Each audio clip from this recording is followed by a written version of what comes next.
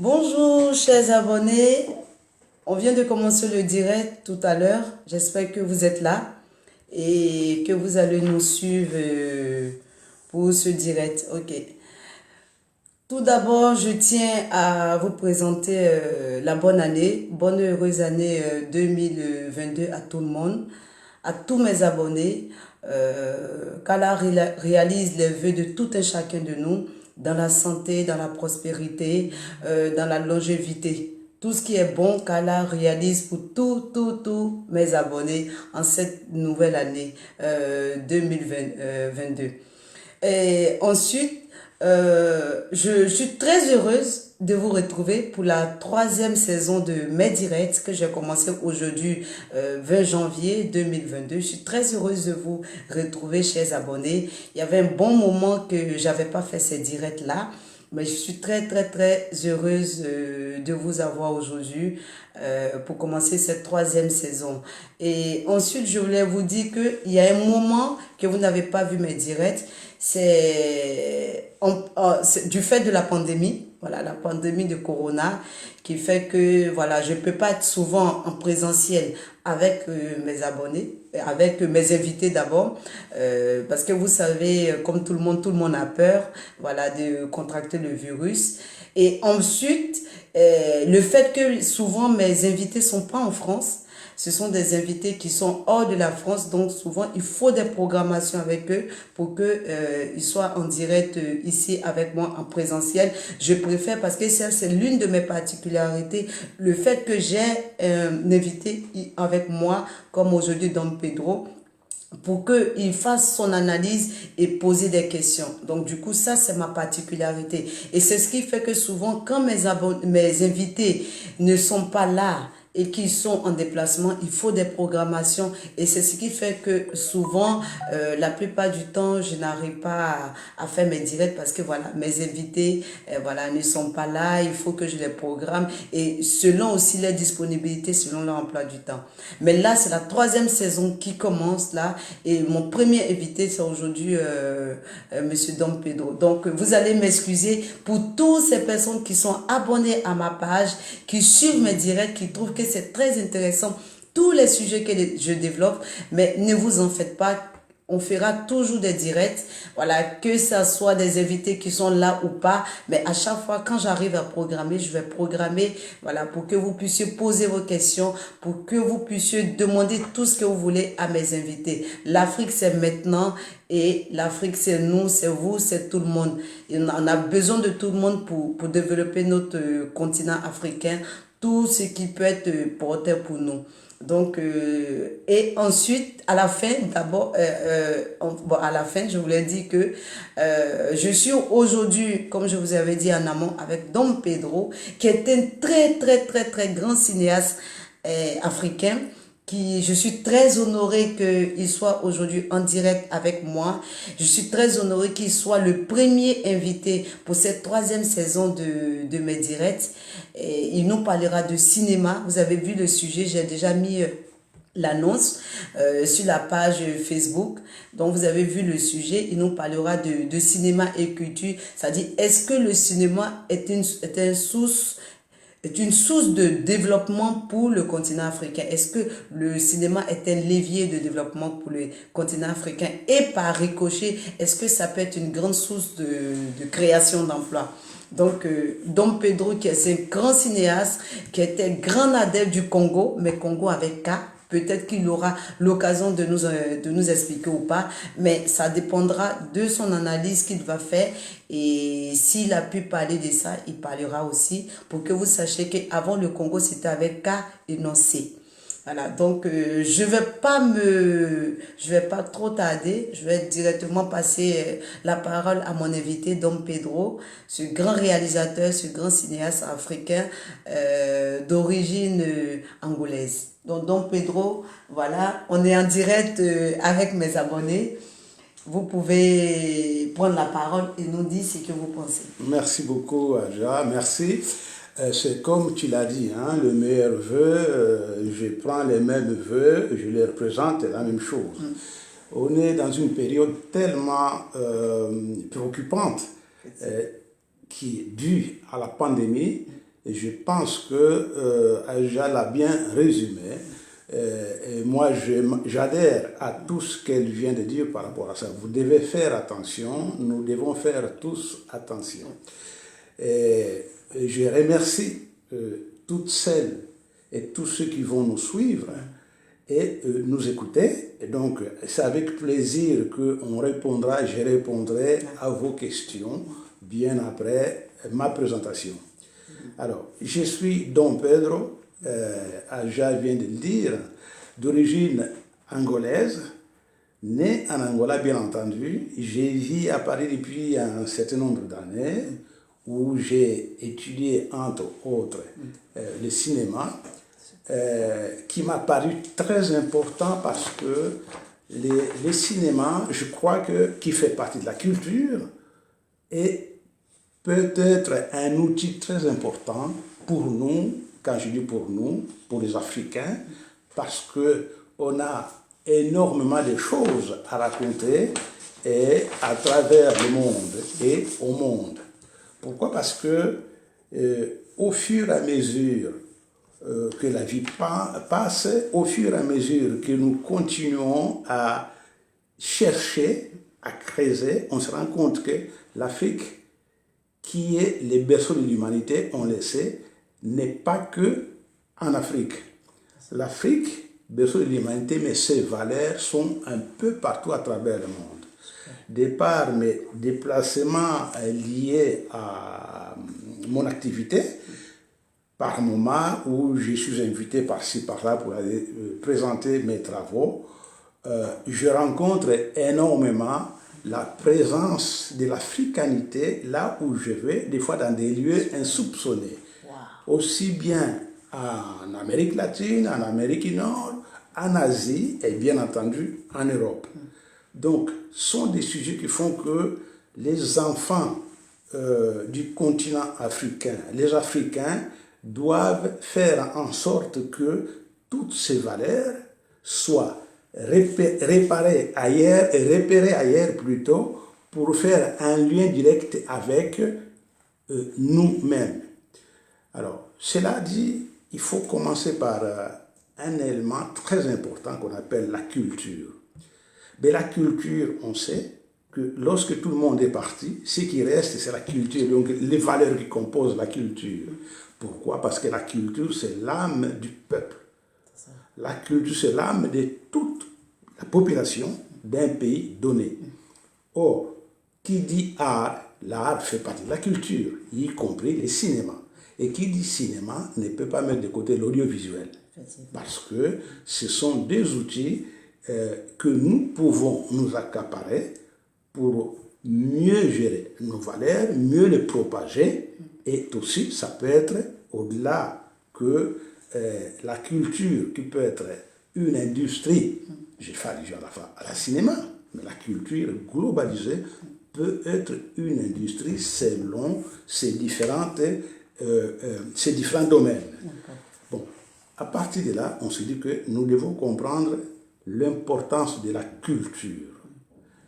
Je crois que d'après nos observations, la culture n'a pas encore été bien comprise de par son importance. Ce qui signifie que nous sommes là, nos filles africaines, nos garçons africains doivent se mettre en commun, comme je l'ai fait aujourd'hui avec Aja, que pour moi, notre collaboration aujourd'hui fait partie de la solidarité dont on a besoin pour aller de l'avant. Nous sommes enfants du continent africain, nous sommes les parents de l'humanité, c'est à nous de les clamer et de les dire, on n'a pas besoin de demander la permission à qui que ce soit. À nous de les dire.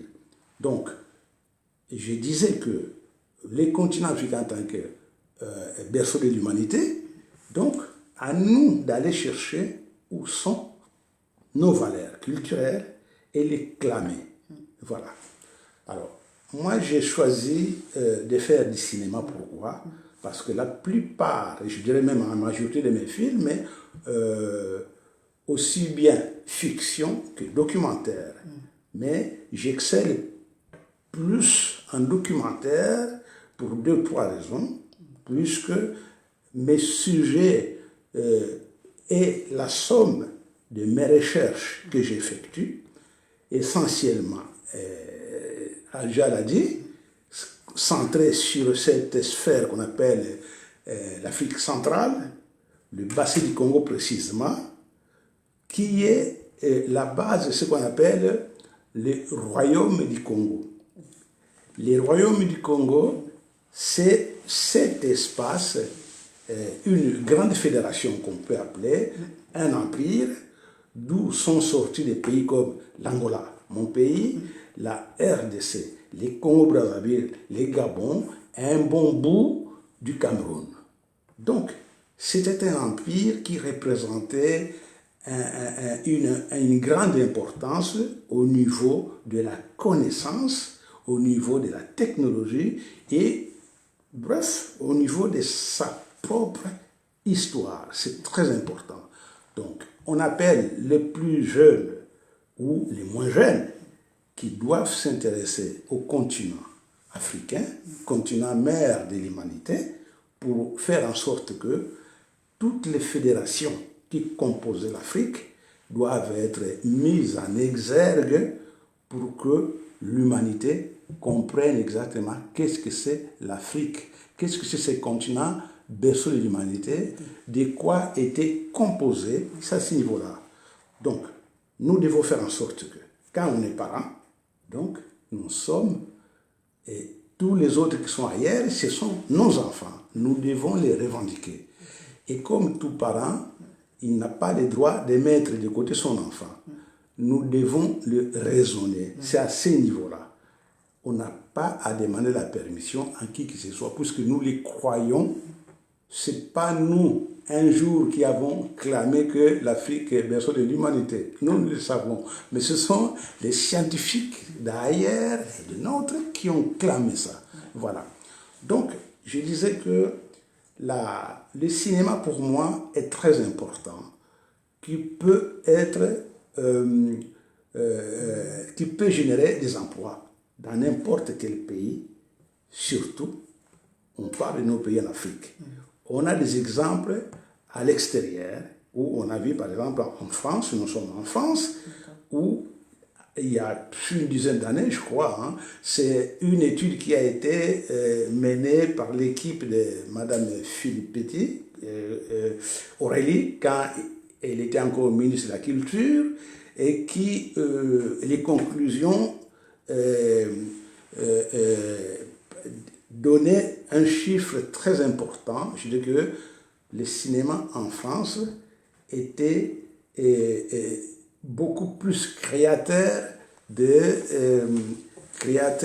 d'emplois que l'usine Renault de l'époque, par exemple, l'industrie d'automobile. Ça, c'est déjà une donnée très importante.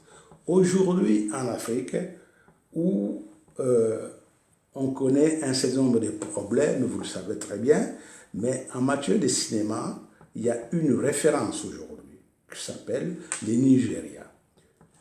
Or, le Nigeria, qu'est-ce qui s'est passé? Il a fallu partir du début des années 1990, qui a donné la création de ce qu'on a appelé après Nollywood. Et c'est Nollywood, un terme qui a été mis en place par un journaliste américain, parce que il a vu un film qui s'appelait, ce film s'appelait Living in Bondage, excusez mon anglais, qui a fait que lui, il était tellement saisi par la vivacité des Nigériens, et ça lui a donné cette idée de pouvoir chercher un terme en connotation, je dirais, en référence avec Hollywood. Et aujourd'hui, vous savez très bien que le Nigeria se classe en deuxième position des pays producteurs. Wow. Ok? Oui, le Nigeria. D'accord. Donc Nollywood est aujourd'hui deuxième producteur de films. Et ensuite, il y a les États-Unis, et puis il y a Bollywood. Vous remarquerez qu'il y a Hollywood, Bollywood est-ce que en Angola, chez moi, il y a un garçon, il y a un cinéaste qui a une production qui s'appelle Angollywood. Vous voyez? Mais c'est tellement anonyme que les gens ne savent, parce que c'est une production personnelle avec laquelle il produit ses propres films. Donc, je veux dire par là que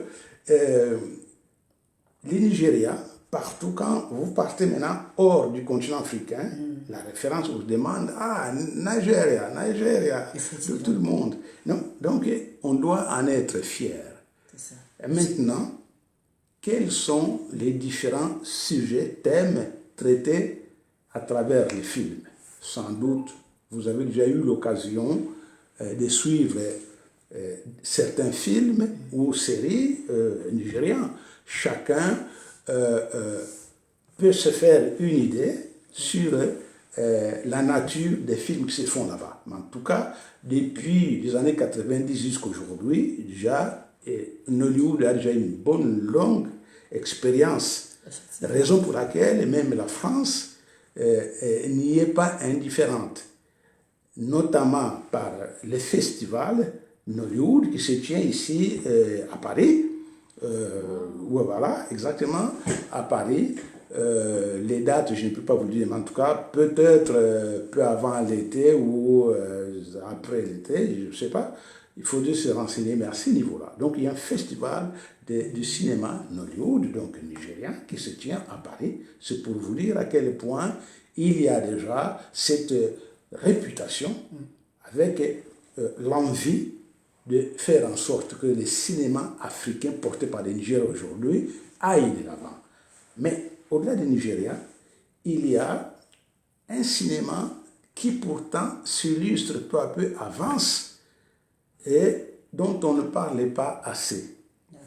Pourquoi? Parce que à l'ouest, on a vu les Nigériens, mais à l'est, il y a le Kenya. Le Kenya, un cinéma kenyan qui existe aujourd'hui, porté aussi, surtout par les investissements américains, et porté notamment par cette grande comédienne actrice qui s'appelle Lupita Nyong'o. Et de par l'aura, la notoriété qu'elle a pu acquérir, donc sa seule présence fait que son pays se met derrière elle pour pouvoir... exactement, oui. Et donc, c'est important. Son rôle, comment dirais-je, c'est les rôles qu'elle a pu jouer notamment dans les films Black Panther, fait que... et puis 12 Years a Slave. Tout à fait. Fait ce film aussi. C'était ce premier film qu'il avait même lancé. Aussi, exactement. Donc, en Afrique, vous voyez qu'au fur et à mesure, nous commençons à avoir des vitrines qui peuvent porter les noms de l'Afrique ailleurs. À nous de faire en sorte que comment nous encadrons, comment nous encadrer nous-mêmes ensemble, pour que j'évoquais la solidarité. On s'est dit que mettons-nous ensemble, travaillons en solidarité, travaillons en union pour créer cette force dont on a besoin. La première des choses à faire, il faut que la notion de la culture soit très bien saisie, notamment par nos autorités gouvernementales. C'est cela. À partir du moment où il y a cette notion de créativité que les Africains, jeunes ou moins jeunes, qui arrivent à connaître la valeur de la culture, quels que soient les domaines choisis, ça peut être le cinéma, ça peut être la littérature, ça peut être la peinture, la sculpture ou la poterie, tout ça fait que l'Afrique peut être présente un peu partout dans les expositions, dans les festivals. C'est à ce niveau-là. Personne d'autre ne peut faire ce que nous sentons en tant qu'Africains. Mais les faire, non pas d'une façon précipitée. Il faut toujours prendre le temps d'arriver à faire quelque chose. Bien entendu, le cinéma coûte cher.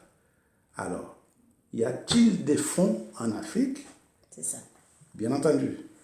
En Afrique, il y a des fonds. Il semblerait qu'il y a un fonds un fonds de cinéma qui a été créé et géré par l'Union africaine.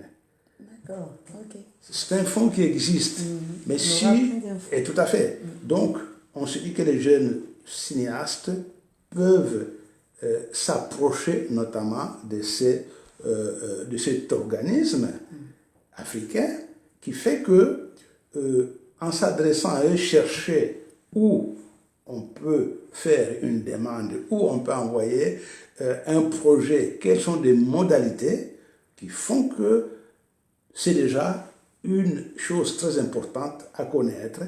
De même qu'en Europe, par exemple, il y a un fonds cinéma ou de la culture, d'une façon générale, euh, qui existe auprès de l'Union européenne. Donc, il y a des gens qui peuvent postuler, envoyer leurs projets et être financés. Mais au-delà de cet organisme, que font nos pays? Il y a un fonds qui existe dans ces pays phares du cinéma africain, à part le Nigeria, et j'ai fait allusion au FESPACO, notre grand festival du continent africain. Donc il y a un fonds de financement des cinémas qui existe au Burkina Faso, géré par les autorités en charge. Et là aussi, chaque pays a ses modalités pour pouvoir appuyer tel ou tel projet présenté par une fille ou un fils du pays, toujours pour faire vivre la culture. D'autant plus que c'est les pays qui hébergent ces grands festivals qui s'appellent le FESPACO. Il se doit de montrer l'exemple. Je pense qu'en matière, effectivement, ils arrivent à faire en sorte qu'il y ait toujours un financement, un geste. C'est pas pour rien que aussi le cinéma burkinabé, malgré tout, se maintient. C'est ça. Et que, voilà, c'est à ce niveau-là. Et bien entendu, la même chose, j'ai appris. Nous savons que le Sénégal avait aussi mis en place un fonds de soutien au cinéma. Donc, on aimerait qu'il y ait beaucoup d'autres pays en Afrique qui fassent la même chose pour soutenir les cinéastes et faire des documentaires ou des fictions afin que notre continent soit toujours visible dans des grands festivals qui se font, ou petits festivals qui se font à travers le monde. Avant l'apparition de Nollywood, il y a 2 ou 3 pays, notamment le pays du nord de l'Afrique, le Maroc notamment, ou la Tunisie, ou un peu l'Algérie, et l'Afrique du Sud. Ce sont ces pays-là qui étaient plus ou moins en vue en matière de cinéma.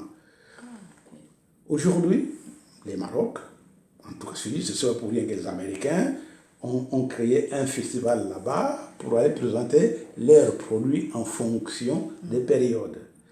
Mais l'Afrique du Sud, aujourd'hui, aussi, elle essaye de maintenir son cinéma, mais plutôt maintenant, ils sont à l'ombre de Nollywood, puisque Nollywood devient réellement la vitrine cinématographique du continent africain. Alors, à partir de là, on se dit que on ne peut faire du cinéma et les propager que lorsque nous avons des groupes de médias. Mais est-ce que l'Afrique a des groupes de médias? Bien entendu. Donc, il est important qu'il y ait réellement des médias capables de propager nos créations. Des créations issues de ce qu'on appelle la culture. C'est important. Et que nous avons tellement de choses à raconter que, j'en aurais terminé peut-être, il y a le professeur Josué Kizerbo demandait déjà, ou plutôt clamait déjà aux scénaristes d'écrire des scénarios retraçant nos grandes épopées de l'époque. historique. Voilà pourquoi est-ce que l'histoire me paraît importante dans les traitements. Le cinéma, c'est un outil important pour les Africains, d'où l'importance du cinéma dans chaque pays, sur ce continent-là. Pourquoi? Parce que non seulement ça peut générer des industries, hein, c'est mieux que des emplois, mais aussi ça peut servir à autre chose pour l'éducation des plus jeunes, par exemple, ou des moins jeunes encore, une fois, parce que nous souffrons beaucoup des imaginaires qui avaient été mis en place pour nous, alors même que nous oublions nos propres imaginaires. Donc, seul le créateur, cinéaste ou autre, les écrivains sont capables de, je dirais, dépoussiérer ces imaginaires qui nous conviennent vraiment pas. Donc, à partir de là, on peut évaluer les rôles d'un cinéaste. Quand je dis cinéaste, cinéaste de fiction et cinéaste de documentaire. C'est à ce niveau-là. Les Nigeria, on peut dire par exemple que le Nigeria, qui a en matière de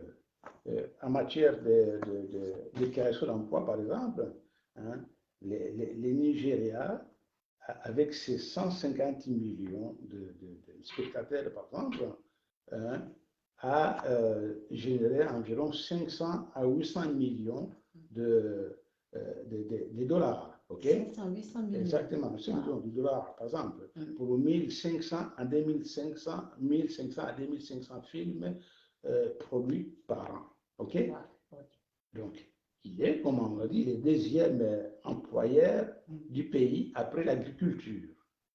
Au Nigeria. Au Nigeria, en raison d'1 million de création d'emplois. C'est pour dire à quel point c'est un secteur négligé, mais une fois bien tenu, je crois que nous sommes capables de créer des emplois et faire une industrie cinématographique à travers la culture dans sa globalité et le cinéma en particulier. C'est possible. On le voit en France et aussi. J'aimerais terminer pour dire que nous avons le professeur Jean-Philippe Omotunde Kalala, qui est un panafricaniste. Il est historien des humanités africaines, comme il s'est défini, qui fait un travail fabuleux par rapport à ça, dit par exemple que nous devons nous appuyer sur notre histoire, la vraie, pour conquérir le monde. Mais conquérir le monde, ce n'est pas dans l'esprit des autres, non pas pour aller maltraiter, mais conquérir le monde pour mettre en service toutes ces valeurs pacifiques que les Africains détiennent, ont toujours détenues. Quand on nous parle de solidarité, les Africains croient qu'ils découvrent ce que, alors que c'est un mot purement que nos ancêtres avaient aussi usé des efforts. Il y avait, ils se solidarisaient à chaque fois qu'il y avait quelque chose, une besoin à construire, se mettaient ensemble, et tout un tas de choses.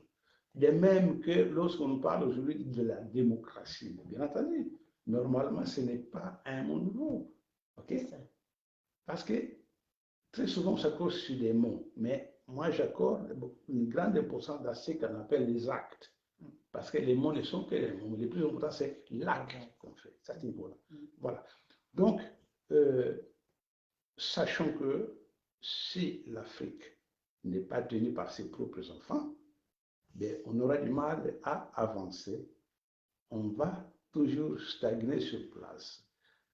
Le cinéma, le métier de création est tellement important que si l'Amérique a conquis le monde, notamment en termes de cinématographie, c'est grâce à ces créations cinématographiques. Super. Et ils mettent des moyens. Donc, il est temps que les Africains aussi mettent des moyens parce que nous avons des Africains qui ont de l'argent et qui peuvent porter notre cinéma comme il faut. Il y a des Africains qui ont de l'argent. Mais qu'est-ce qu'ils en font? Peut-être pour des besoins personnels. Il est temps maintenant qu'ils investissent. Lorsqu'on investit sur un film bien fait, bien distribué, ben, je crois que l'investisseur va se poser des questions que ce n'est pas possible. Je ne m'y attendais pas. Mais bien entendu, c'est aussi du business. Mais la culture ne peut pas être un business comme si on vendait du pain ou autre chose. La culture, c'est un business qui peut être lié entre la connaissance, l'amusement et, bien entendu, l'éducation. Ouais. Donc, c'est un outil d'éducation très important chez nous, surtout en Afrique. Moi, je clame que d'où l'importance de ce qu'on appelle le cinéma, l'audiovisuel. Maintenant, on est dans des réseaux sociaux, tout ça.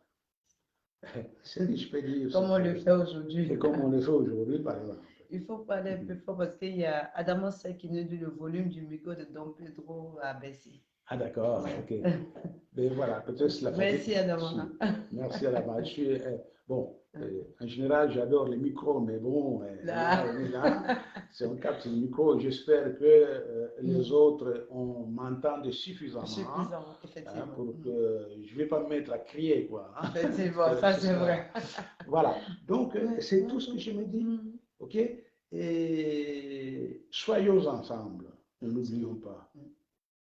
Soutenons-nous, on en a besoin. Ce n'est pas seulement pour vous, mais pour nous tous, dans n'importe quel domaine.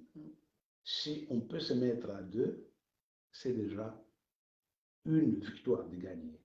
Parce qu'à deux, on est encore toujours plus fort que tout seul. C'est à ce niveau-là. Donc, allez de l'avant, allons de l'avant. Et n'oubliez pas ce que je disais tout à l'heure, que nous vivons dans une période tellement préoccupante, terrible, que suivons les gestes barrières. Il n'y a que ça qui va pouvoir nous permettre de continuer à travailler sur le continent, pour les continents, mais aussi et surtout pour l'humanité, puisque qui dit l'humanité, ce n'est que l'Afrique. Voilà. Ah, en tout cas, Monsieur Dom Pedro, merci beaucoup, beaucoup pour cette belle analyse que vous avez fait vraiment de manière englobée. C'est une très belle analyse. Mais moi, je pense qu'avant que j'ai quelqu'un qui va poser une question, moi-même, j'ai des questions aussi à vous poser, parce que tout autour de votre analyse, vous avez dit des trucs qui sont très importants, sur lesquels j'aimerais éventuellement revenir. Par exemple, quand vous avez parlé du Nigeria, vous avez dit qu'aujourd'hui, le Nigeria est à un point central dans tout ce qui est cinéma en Afrique aujourd'hui et que le cinéma au Nigeria, le cinéma est le premier employeur et le second employeur devient l'agriculture.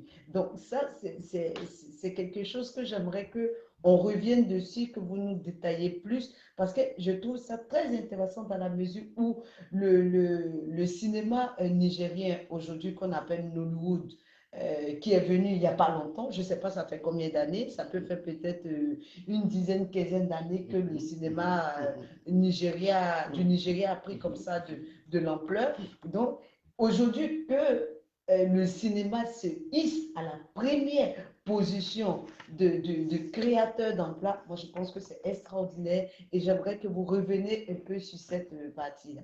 Voilà, c'est vrai, très belle question. C'est important de revenir là-dessus. La preuve en est qu'il y a déjà une confusion. J'ai dit que le cinéma nigérien aujourd'hui est créateur d'emplois, mais après l'agriculture. Après l'agriculture. Ok, c'est pas avant. Non, pas avant. Okay, l'agriculture, il faut le dire, parce que, voyez-vous, dans un pays, notamment au Nigeria, l'agriculture, le cinéma, il y a autre chose. Mais il se trouve que la première place est occupée par l'agriculture, d'après les données qu'on a, et le cinéma, aujourd'hui, in Hollywood, occupe la deuxième position avec 1 million d'emplois créés par an aujourd'hui. Exactement. OK? Et on voyait les chiffres que dans ces millions d'emplois, avec tout le secteur, les gens de la profession, mais aussi au niveau de la sous-traitance. Les gens sur le plateau, quand ils travaillent, ils ont besoin de manger. Donc, on fait travailler aussi les restaurateurs. Effectivement. Voilà, c'est-à-dire qu'il y a plusieurs organismes qui rentrent en ligne de compte. Complètement. Mais tout ça en lien avec le cinéma. C'est grâce au cinéma que ces emplois sont créés. C'est très important parce que aujourd'hui, le cinéma nigérian s'est fait tellement parler de lui ailleurs qu'on constate pas mal de groupes qui s'investissent, qui investissent, des Américains et même les Sud-Africains, ils regardent pour aller voir comment investir dans le cinéma nigérian. Super.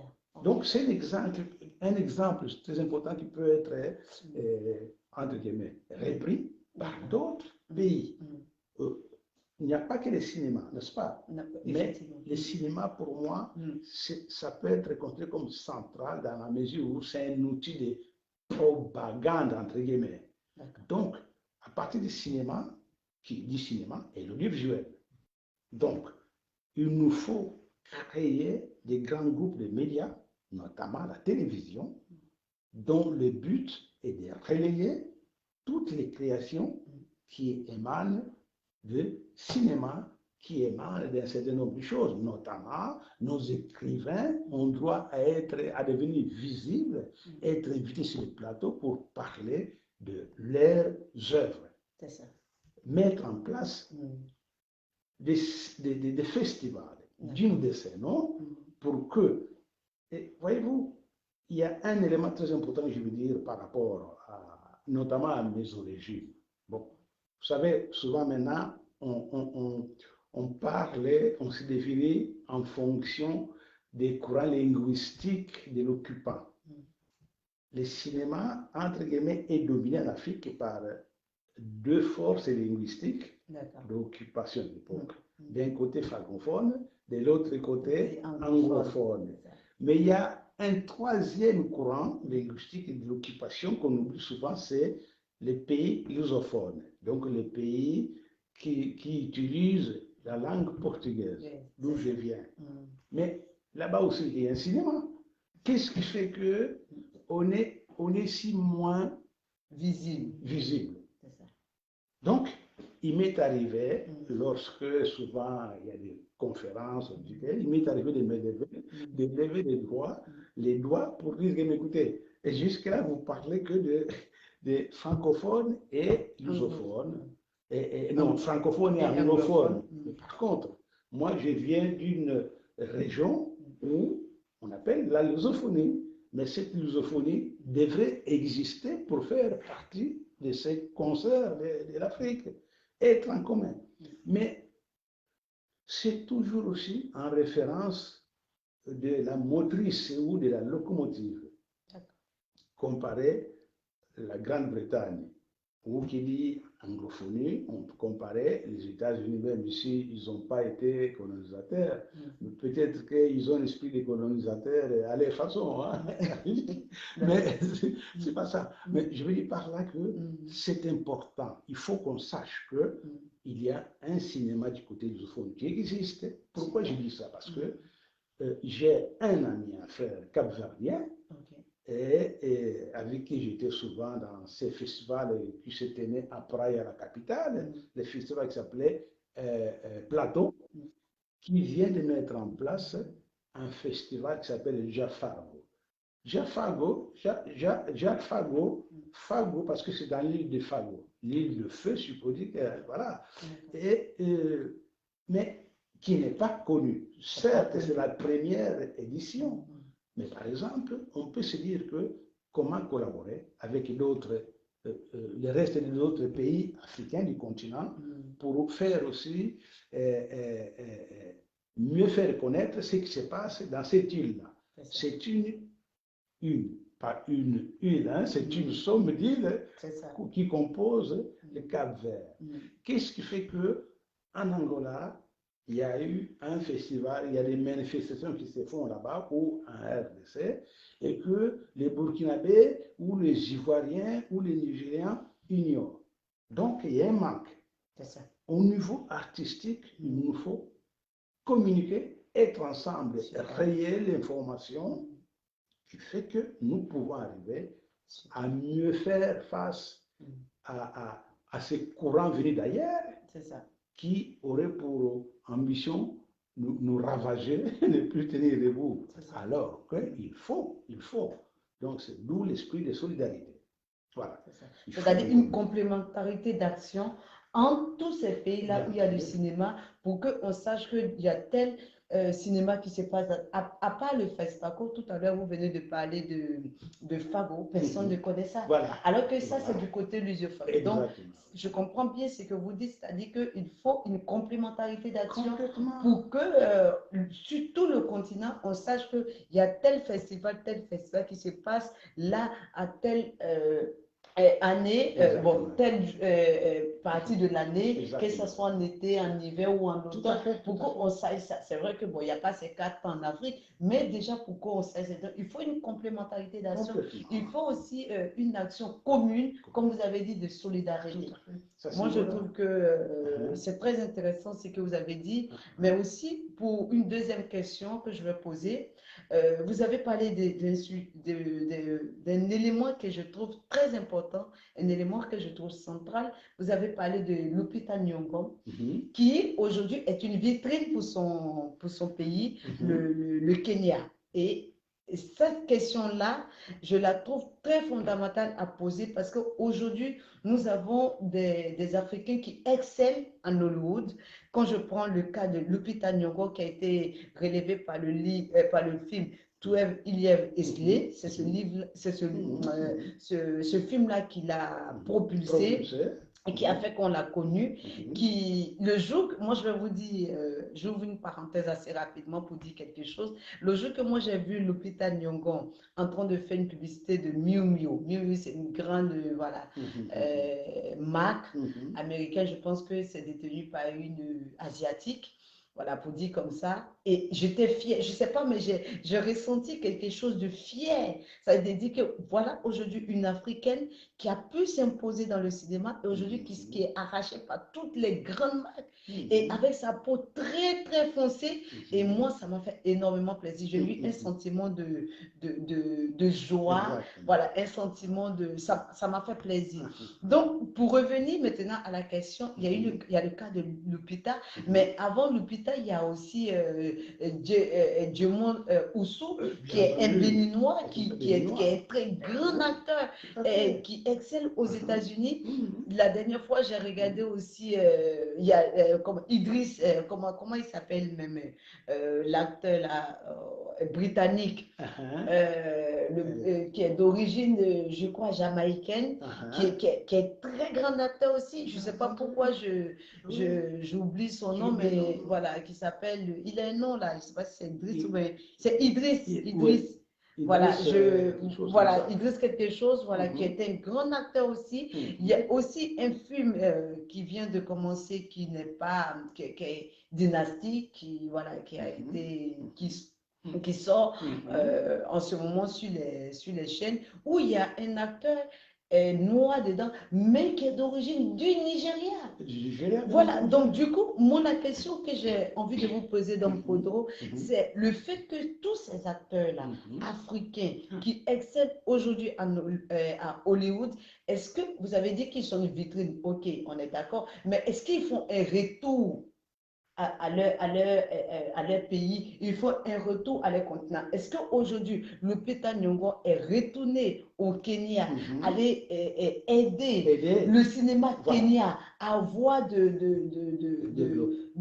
à être développé, à être vu, à donner une visibilité, même à d'autres acteurs, parce que je pense que elle, comme on le dit, il y a le facteur chance. Chacun a sa chance sur la terre, chacun a son étoile. Elle a eu cette chance-là, voilà, d'être peut-être présentée à quelqu'un qui a fait de telle sorte aujourd'hui qu'elle soit connue dans le cinéma américain. Mais est-ce qu'aujourd'hui, elle a fait le retour du bâton, c'est-à-dire qu'à des cinéastes ou bien à des acteurs du Kenya, pour qu'ils soient aussi vus en Hollywood? Je prends aussi le cas de Djemon Oussou. Et voilà, c'est cette question-là que j'ai envie de poser. Ouais. C'est vrai, merci beaucoup par rapport à ce que tu dis, Aja. C'est très important. On peut avoir des ambitions, mais si on ne travaille pas ensemble, voilà, si on ne travaille pas soi-même d'abord, pour faire en sorte que ces ambitions deviennent réalité, rien ne peut se faire. Tu as évoqué les phénomènes chance, c'est vrai. Cette jeune femme, très ambitieuse, s'est donné aussi du temps pour pouvoir travailler, notamment après la première expérience, ce qui l'a amené à s'illustrer dans ces films qu'on appelait tout à l'heure Black Panther. C'est ça. Okay? Et ensuite, elle en a fait d'autres. Jusqu'aujourd'hui, elle est déjà sûrement dans certains castings à venir. Hein. Mais ce que tu dis, c'est tellement important, nous amène à nous poser la question suivante. Tous nos enfants qui s'illustrent ailleurs, quel est le regard des autorités de leur pays? Parce que eux, ils peuvent avoir l'envie de venir investir dans leur pays, mais il n'y a pas que eux. Quelle serait la collaboration qui peut exister entre leurs envies qu'ils ont à venir investir, notamment dans ces domaines-là, ou alors mettre en place des écoles de formation pour mieux former les cinéastes. Et les futurs cinéastes, les futurs acteurs, tout ça. Et c'est ça, je dis que je crois que c'est à la fois un message qu'on lance. Tu as cité un certain nombre de ces acteurs. Même en France, ici, nous avons aussi Oumar Sy. Bien entendu. Oumar Sy, le Sénégal, et tiens, un ancien qui s'appelait un autre très très bon, qui a joué à l'époque des Black Micmac et consorts, tout ça, il est ivoirien, et aux États-Unis, on a aussi un grand acteur. Et j'ai en train de chercher son nom qui m'échappe un peu. Il a travaillé en Afrique, non en Afrique d'abord ici, avant d'aller aux États-Unis. Et c'est un Ivoirien? C'est un Ivoirien. Ah bon, ça voilà, c'est ça. Les noms, peut-être les spectateurs qui nous suivent vont pouvoir nous suivre. Je suis en train de réfléchir. Et puis il y a l'ancien des Black Micmac, ici, là, à qui je fais allusion. J'étais avec lui d'ailleurs. Il était venu à ce festival Erafrique Club, par exemple. Il était abonné. Il s'appelle comment, je ne me souviens plus. Et donc. Isaac de Bancolé. Voilà, exactement. Isaac de Bancolé. Merci beaucoup, Patrick. Merci. Isaac de Bancolé, et c'est un grand. C'est un Ivoirien? Ah oui, il est Ivoirien. Mais attention, il voit bien. OK? Et lui, il a commencé sa carrière en France, aussi bien théâtre que cinéma. Il s'est envolé aux États-Unis où il s'est illustré. Il a fait quel film, Isaac de Bancolé? Patrick va pouvoir nous le dire, par exemple. Et hier encore, je lisais un document sur lui, mais voilà, la mémoire commence à être fatiguée, mais je suis sûr que Patrick va nous le dire. Donc, c'est aussi un grand monsieur qui fait que s'il vient au pays et qu'il propose ce service avec. Il peut y avoir ses propres fonds, ou bien alors le fonds que les autres peuvent investir à travers lui. Il faut que nous, nos autorités, sachent l'importance de la culture, notamment le cinéma, pour pouvoir faire en sorte que initier nos enfants. initier ceux qui ont envie de faire du cinéma, mais qu'ils soient bien formés afin de faire de bons films pour la fierté non seulement de la Côte d'Ivoire, non seulement de l'Angola, ou non seulement du Cap-Vert ou bien du Sénégal, mais aussi du continent africain. Parce que c'est cela. N'oublions pas que nous avons des richesses, pas seulement le pétrole ou les diamants, mais nous avons des histoires à raconter qui peuvent émouvoir le monde entier. On le sait. Okay? Donc, c'est à ce niveau-là. La petite expérience que j'ai de mes déplacements dans le cadre de ce que je fais m'a fait comprendre que l'histoire est importante.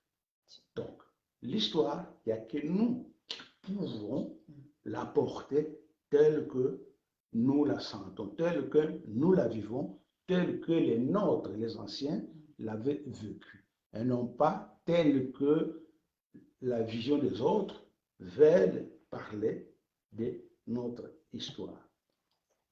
Voilà. Donc, ça répond par rapport à ça que qui dit histoire dit culture, finalement.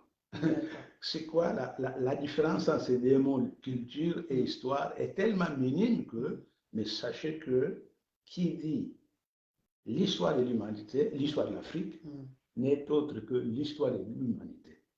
Donc, créons, extirper et exhiber. Voilà la devise. OK? D'accord. Donc, Pedro, je ne sais pas, il y a un internaute qui, je ne sais pas si c'est une question ou bien c'est un additif qu'il a fait. Il a dit savoir améliorer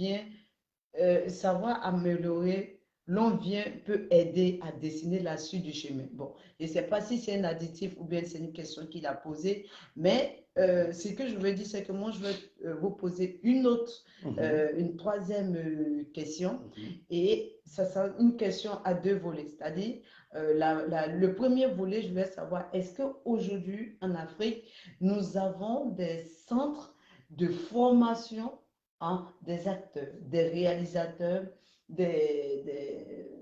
je sais pas, réalisateurs, acteurs, ou bien voilà, des cinéastes. Est-ce que nous avons des centres de formation dans différents pays africains, ou bien de manière générale pour le continent africain, où il peut y avoir aussi des partages d'expériences? Parce que je pense que l'expérience anglophone est différente de l'expérience francophone, par exemple, ou bien même l'expérience lusophone aussi, vous avez dit. Donc, ce que je veux savoir, parce que quand on dit un secteur, est-ce qu'un secteur peut être porteur de création d'emplois, c'est tout ça. Est-ce qu'il y a des écoles de formation? Parce que la plupart du temps, moi, je vois des gens qui viennent au cinéma, comme on dit, par coup de chance, ou bien, par exemple, il y a ce petit don-là qu'il a, peut-être de faire rire, ou bien de pouvoir changer de situation d'un moment à un autre, voilà, qui viennent comme ça, comme un cheveu sur la soupe. Voilà, mais est-ce qu'ils ont été formés? Parce que la plupart du temps, ils viennent comme ça, comme un cheveu sur la soupe, et au fur et à mesure des expériences, parce qu'ils ont fait des films, voilà, ils acquièrent de l'expérience. Mais moi, je pense que certes, on peut acquérir de l'expérience d'une manière ou d'une autre, mais la base peut être constructive, qui peut être quoi? La formation, la bonne formation. Ça, c'est cette question de côté formation. C'est le premier volet. Et le deuxième volet que je voulais dire, je ne sais pas si vous avez répondu au cas, mais moi, je vais revenir dessus. Est-ce que le cinéma africain peut être porteur de développement et créateur d'emplois? Voilà. Alors, c'est vrai que, bon, il y a la formation. Bien entendu, il m'est arrivé d'assister à des conférences où il était question de mettre en place ou chercher à mettre en place des centres de formation, mais très souvent qui auraient été financés par des experts venus d'ailleurs. Alors, je me rappelle d'ailleurs ce jour-là, on se disait que implanter un centre de formation dans un pays anglophone et l'autre dans un pays francophone. Et là, moi, je me rappelle que j'étais intervenu pour dire, mais attendez, je suis angolais, je suis d'origine angolaise, je ne demande pas qu'on implante un centre de formation là. Non, ça peut être implanté dans un pays comme le Mozambique, ok, Effectivement. ou Guinée-Bissau, qui est aussi un pays lusophone, Lusophone, ouais. ou au Cap-Vert. On l'a dit. Mais le plus important, c'est de dire que pensez à ce qu'il y ait, tous les gens en bénéficient. Parce que s'il faut envoyer un jeune Angolais qui veut faire du cinéma dans un pays francophone, il y a déjà la difficulté de la De langue. la langue. Donc, il faut qu'il arrive d'abord à parler anglais, et vice-versa. Un jeune anglais qui irait à Luanda ou à Maputo, au Mozambique, il faudrait d'abord qu'il apprenne le portugais et tout ça. On se dit qu'alors, pour maintenir ces jeunes dans leur propre pays, il faut implanter la même chose qu'on voit dans les pays anglophones, dans les pays lusophones ou dans un pays francophone, pour les partages des connaissances que tu évoquais tout à l'heure.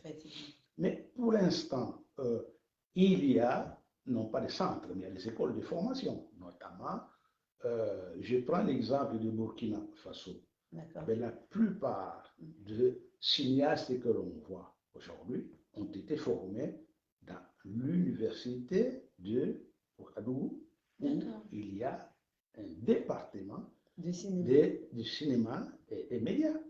Certains bifurquent vers le journalisme, les autres sont dans le cinéma. À partir de là, on évoquait le partage de savoir. J'ai un frère, un bon ami qui s'appelle Tiendrebogo Raymond, qui lui, il lui arrivait de jouer le rôle d'un expert. C'est-à-dire que, par exemple, il a été un jour invité à Goma pour comment dirais-je, pour initier ou renforcer l'initiation des jeunes cinéastes de Goma, c'est en RDC. Hein? Et c'est à ce niveau-là. Donc, il existe ces gens-là. Par exemple, on peut prendre un grand acteur qui s'appelle Gérard Essomba, qui est du Cameroun. Il a longtemps joué aussi ici en France, mais il est rentré chez lui. Mais un type pareil, avec la grosse expérience qu'il a. Donc, par moment, on peut l'inviter aussi dans le cadre d'un ministère de la Culture d'un pays donné pour assurer une formation des jeunes qui souhaiteraient suivre le cinéma. Tu comprends? Très bel exemple. Par exemple, tout ça dans le cadre là, j'ai évoqué l'Union africaine. Puisqu'il y a un fonds, est-ce que nos États ou nos ministères de la Culture peuvent faire en sorte qu'il y ait un renforcement de ces fonds-là qui serait consacré à la formation des jeunes ou à ce qu'on appelle dans le cadre de formation continue, pour faire en sorte que ceux qui sont dans le cinéma viennent se perfectionner sur tel ou tel domaine grâce à ces fonds. Donc, j'ai dit que en Afrique, on peut arriver à remédier à ce genre de manque, entre guillemets. Bon, alors, en Afrique du Sud, il y a aussi, je connais certains Burkinabés, notamment l'ami que je vais citer, qui a déjà été travaillé, notamment en échange avec les Sud-Africains. Et en retour, c'était ça. D'accord. Donc, il y a eu un partage, en fait. Bien entendu, un partage à ce niveau-là.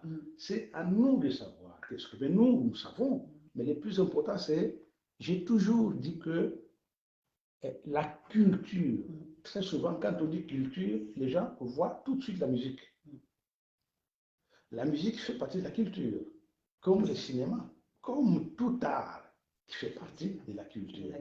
Maintenant, dans sa globalité, la culture, c'est ce mot générique qui fait que ça englobe pas mal de disciplines.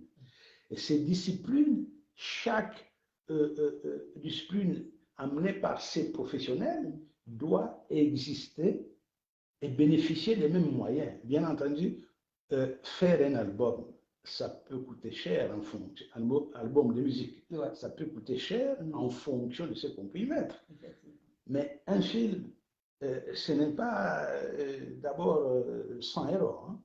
Même si ce qui revient à dire, par exemple, que, regarde, quand on compare les coûts d'un film, généralement, En France, par exemple, d'après les données qu'on a pu récolter, en France, la durée du tournage, c'est grosso modo 34-35 jours. D'accord. OK? Ok. Mais les films moyens en France, il faut compter environ 4 millions à près de 5 millions à peu près. En D'euros. moyenne, d'euros. En Wow. moyenne. Bon. La même chose au Nigeria, par exemple, il est dit que la durée de tournage d'un long métrage, c'est 30 jours. Mais avec combien? 21 000 euros. Wow. Tu vois la différence La déjà. différence des prix. Voilà. C'est ça. Ouais. Or, ce qu'on appelle les films, j'ai fait allusion à Hollywood par exemple. Les films qui ont été tournés en 1939 et qui s'appellent Autant en emporte le vent. Le vent. Ça a coûté combien à l'époque? 4 millions de dollars à l'époque. Wow. Simplement 4 millions à l'époque, ce qui était une grande somme énorme. Or, maintenant, exactement. Or, maintenant, le film le plus cher, maintenant, non, peut-être maintenant ça a augmenté, mais tant d'années après, c'était en 2010, je crois, le film le plus cher coûtait 450, 400, un peu plus de 455 millions d'euros sur un film. wow. Mais attention, C'est énorme. eux, ils investissent parce qu'ils savent qu'ils vont y gagner. Puisque, au contraire de certaines personnes qui croient que faire un film, c'est juste pour ses amis et sa famille. Ah non. Un film, les gens, les films qu'on fait, c'est pas destiné seulement, c'est pas des films de mariage. Hein? Effectivement. OK? Donc, il faut considérer ça comme un produit qui peut générer des fonds réels lorsque c'est bien fait et que bien distribué. C'est là où on se dit que c'est une industrie à part entière qui est, qui est composée de plusieurs volets que l'ensemble peut nous apporter ce qu'on souhaite avoir. Quand les Américains mettent les paquets, c'est un niveau, mais ce qui fait que ils arrosent leurs produits à travers le monde entier.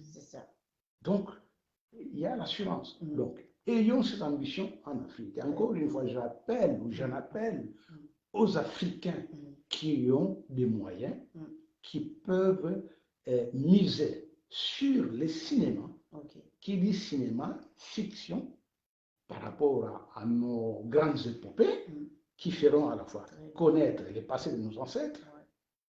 Un film, par exemple, si Kankou Moussa, mais ça sera super parce que ça a été un très grand. Par exemple, faire un film. Sur la reine Pokou, exactement, par exemple. la reine Pokou, voilà, exactement.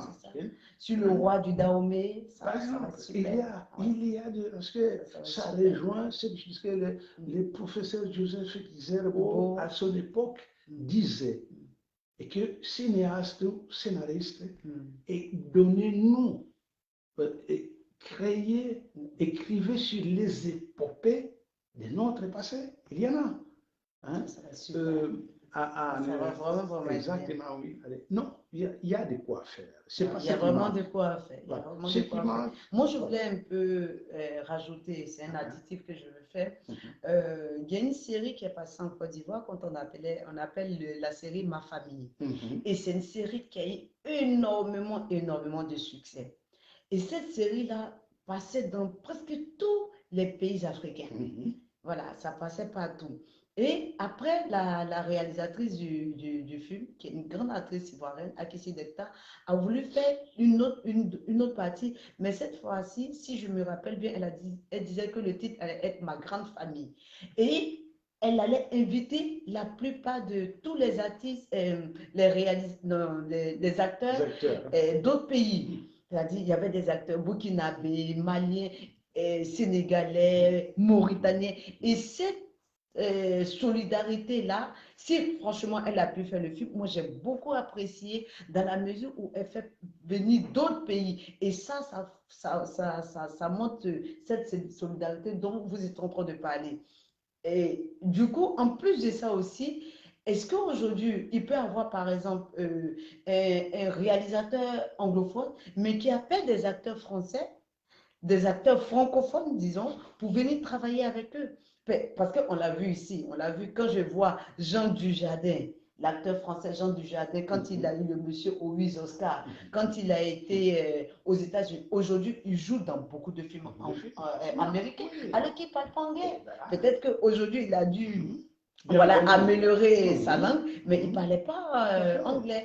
Je vois aussi Ouma Sy aussi qui a été appelé dans pas mal de films américains qui ne parlent pas anglais. Aujourd'hui, peut-être il a pu aussi améliorer. Donc, est-ce qu'il ne peut pas avoir cette symbiose, cette, voilà, ce truc-là aussi, cette collaboration entre coopération entre pays francophones, anglophones et pourquoi pas même lusophones. Voilà, je pense que voilà, un acteur lusophone peut aller tourner dans un film ivoirien, pourquoi pas. Voilà, donc je pense qu'il faut aussi avoir cette collaboration, cette coopération aussi entre acteurs et acteurs africains, entre réalisateurs africains. Voilà. Moi, je pense qu'on on va conclure notre vidéo.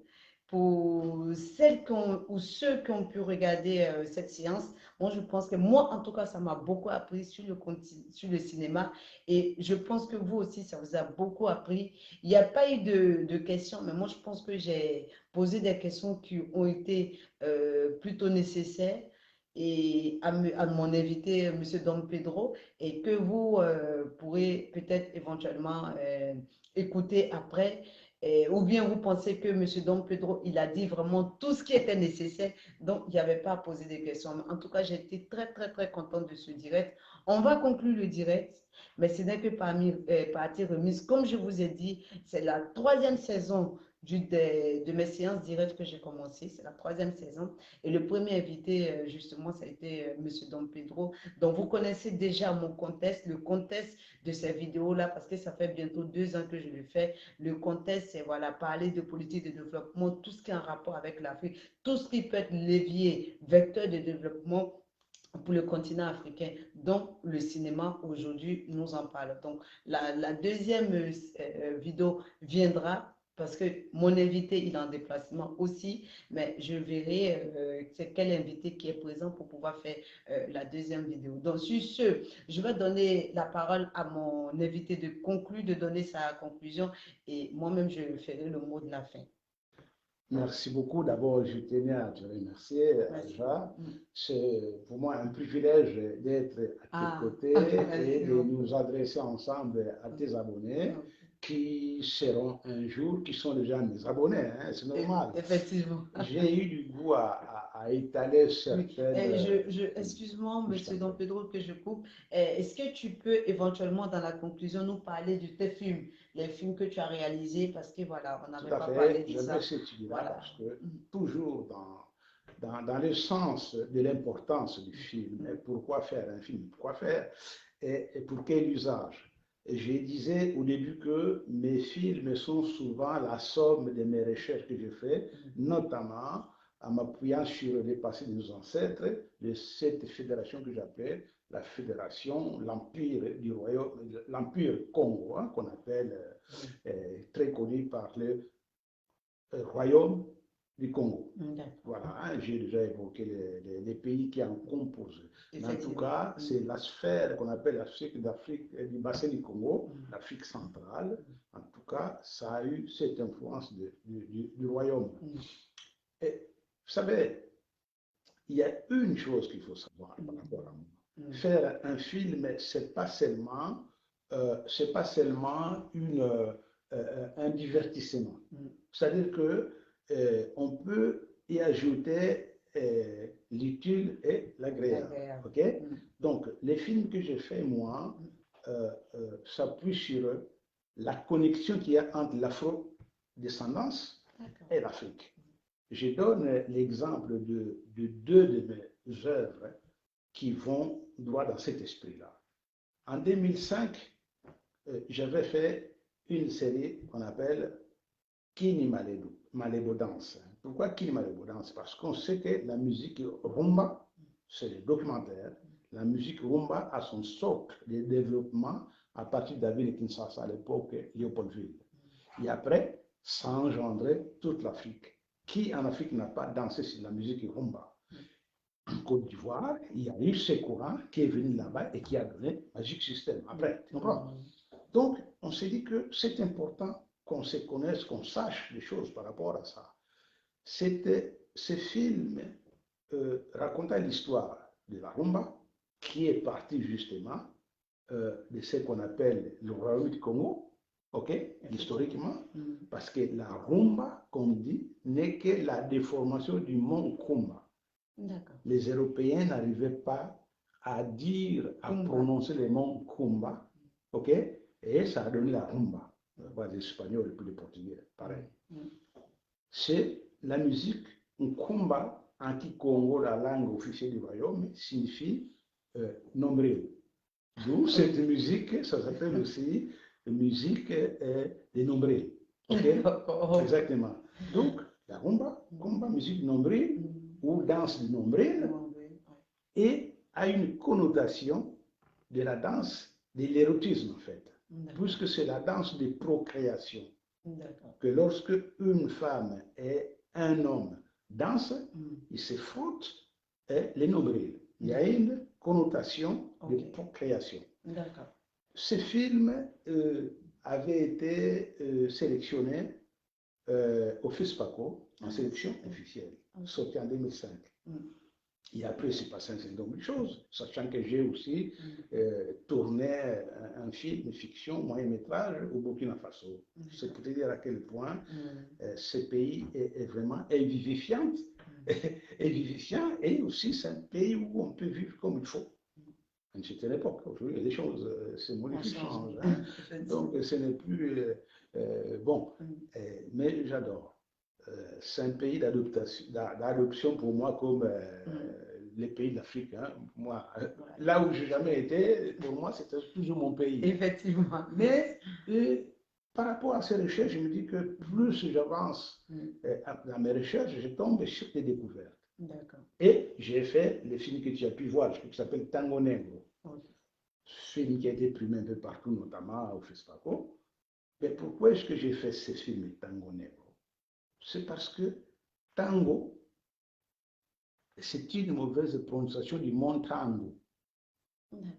Tango, en Kikongo, la langue officielle de cet empire que j'évoquais tout à l'heure, tango signifie soleil, temps, espace-temps, selon la manière, l'essence dont on va utiliser ces mots-là. J'ai fait ces films pour pas que la danse, c'est-à-dire que je mêle l'utile agréable du musique, parce que la musique, bien entendu, ça fait danser, mais aussi, d'un côté, je donne à réfléchir. Ça, c'est des côtés officiels.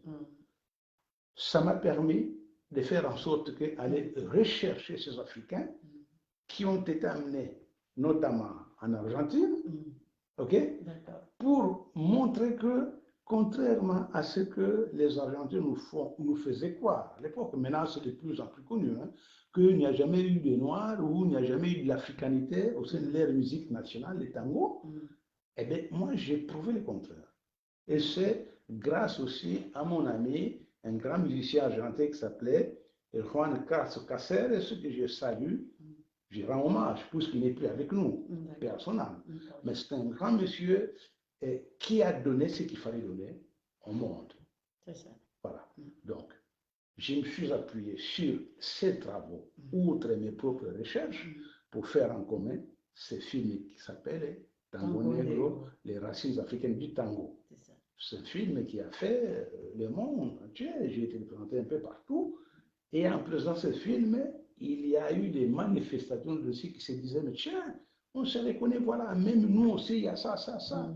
On peut donner par des recherches un certain nombre d'exemples. Lorsqu'il y a une ville qu'on appelle Yanga au Mexique, Yanga, dans notre langue, la langue qui comment s'appelle, Yanga signifie lac. Wow. Et il y a une ville qui s'appelle aussi Yanga, mais c'est un personnage. Je peux dire des choses comme ça. Au Brésil, partout, en Argentine, j'ai rencontré ces Africains, notamment venus de mon royaume, outre certains pays africains, et qui se sont reconnus, dont certains m'ont chanté des chants à Kikongo, mais un Kikongo devenu bancal. Mais ils ont hérité ça des siècles et des C'est siècles. ça. C'est là où moi, j'appelle Mm, les cinéastes, les jeunes mm, cinéastes, le jeune qui veut savoir, les écrivains, mm, à creuser, extirper mm. pour exhiber mon Dieu. Super. C'est là, à travers nos œuvres. C'est ça. Pour moi, j'ai choisi le cinéma, Mm, qui n'est pas tout à fait un métier d'amusement, un métier facile, mais il faut avoir des nerfs pour arriver à faire un film. c'est ça. Mais on a, Mm, avec la patience, non pas de la patience immobile, mm. c'est-à-dire qu'on peut être patient, mais tout en continuant à œuvrer pour faire en sorte que, voilà, c'est grosso modo, Mm. vraiment, je remercie tous ceux qui nous ont écoutés. Mm. Il y aura plus de commentaires, je ne sais pas, mais en tout cas, moi, Effectivement. j'ai été ravi d'être Mm. ton premier invité Pour la troisième saison. pour la troisième saison. C'est ça. Et comme j'aime inaugurer, vraiment, j'ai béni ceux qui viendront après. Merci beaucoup, monsieur Don Pedro. En tout cas, chers invités, je vais encore vous réitérer mes bonnes années pour la nouvelle année. Et comme je disais en amont, que l'année 2022 soit l'année de la réalisation de tous nos vœux qu'on souhaite, tous nos voeux qu'on souhaite, surtout la santé, parce qu'on est dans une pandémie, on ne sait pas comment s'en sortir. Donc, franchement, beaucoup de santé à tout le monde et vraiment qu'Allah réalise tous nos voeux. Voilà, je voulais encore réitérer mes voeux de la nouvelle année. Sur ce, moi, je vous dis énormément merci. Merci pour ceux qui m'ont attendu depuis tout ce temps. Merci pour ceux qui ont réclamé les séances vidéo. Donc, comme je disais, ça montre que vous aimez, ça montre que vous êtes intéressé par les sujets que je développe toute seule et aussi par les sujets que je développe avec des invités que j'invite. Donc, je vous remercie et je vous souhaite vraiment à tous une très bonne semaine et je vous dis à bientôt pour une nouvelle séance vidéo. Sur ce, bonne journée à tous. Au revoir. Voilà.